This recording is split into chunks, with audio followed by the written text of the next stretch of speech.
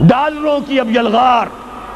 اب یہاں پر امریکی سرمایہ اور ڈالر چاہے مشرق سے آئے چاہے مغرب سے آئے وہ یہودیوں کا اعلی کار ہے.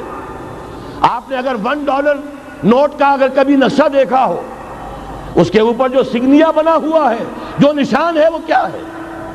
پیرامڈ، احرام مصر. یہ کن کے لیے اہمیت رکھتے ہیں؟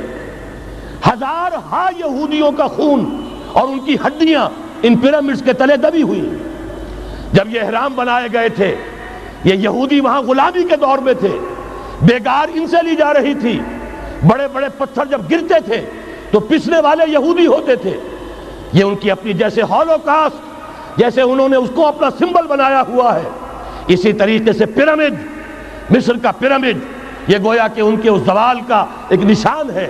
اور اس پر ایک آنکھ بنی ہوئی ہے، ایک آنکھ، کانے دجال کی آنکھ، وہ دیکھ رہی ہے. عجیب ہے یہ سمبل.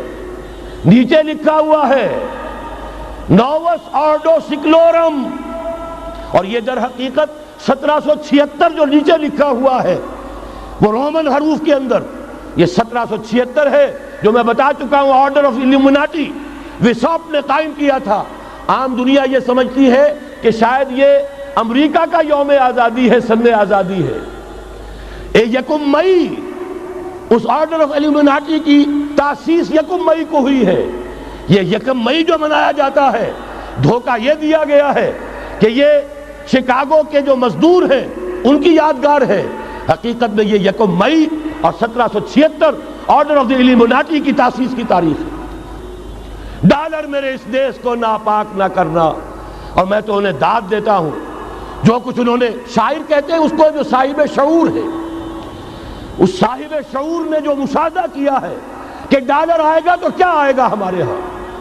میری تو فکر کے اندر رچ بس گیا ہے. پاکستان کے بارے میں جب کہا تھا اے آندھیوں سنبھل کے چلو اس دیار میں، امید کے چراغ جلائے ہوئے ہیں ہم. ہماری امیدوں کے چراغ ہے یہ. اسلام کا گہوارہ بننے والی ملک ہے یہ. اس کو ہم نے قائم کیا تھا اسلام کے لیے. یہ آندھیاں نہ چلیں. اس ملک کو ہم نے اسلام کے چراغ جو ہیں ہم نے اس میں روشن کیے ہوئے ہیں. اے آندھیوں سنبھل کے چلو اس دیار میں، امید کے چراغ جلائے ہوئے ہیں ہم. بہرحال یہ تیسرا سیلاب ہے، ننگی سرمایہ داری، جس کی پھر لعنتیں ہوتی ہیں. ایک طرف فقر، ایک طرف احتیاج، ایک طرف بھوک، ایک طرف دولت کے انبار. پہلے بھی ہمارے ہاں فرق کم نہیں ہے، لیکن اب جو ہوگا اگر یہ بات پوری ہو گئی تو وہ ننگی سرمایہ داری. اور سرمایہ داری ہی در حقیقت یہود کا سب سے بڑا ہتھ کنڈا ہے. یہ بینکنگ کا نظام، یہ سارا کا سارا سودی نظام، یہ IMF، یہ ورلڈ بینک، یہی تو ان کے سب سے بڑے ادارے ہیں. تو واقعہ یہ ہے کہ 3 طرف سے ہم پر حملہ ہو رہا ہے. اور یہ سود کے بارے میں کیا کہا تھا اقبال نے؟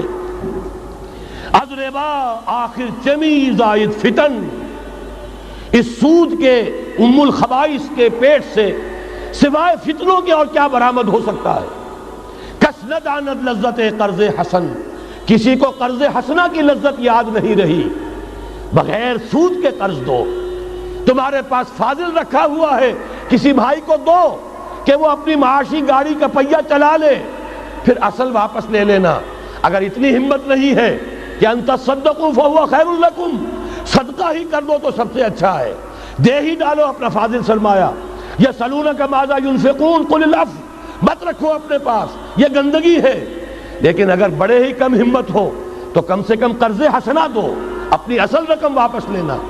کس نہ داند لذت قرض حسن، از ربا جاں تیرا دل چوں خشت و سنگ. اس لیے کہ سود کے ذریعے سے انسان کے اندر تاریکی پھیل جاتی ہے. دل جو ہے اینٹ کے مانند، پتھر کے مانند سخت ہو جاتا ہے، کٹھور. ثم قست قلوبکم فہی کالحجارۃ او اشد قسوہ. آدمی درندہ بے دندان و چنگ، اور انسان بغیر اس کے کہ بھیڑیوں والے دانت ہوں اور بھیڑیوں والے پنجے ہوں، بھیڑیا بن جاتا ہے. بہرحال اب کرنے کا کام کیا ہے اس کو سمجھیے. اس پوری صورتحال کا میں نے آپ کے سامنے نقشہ پیش کر دیا.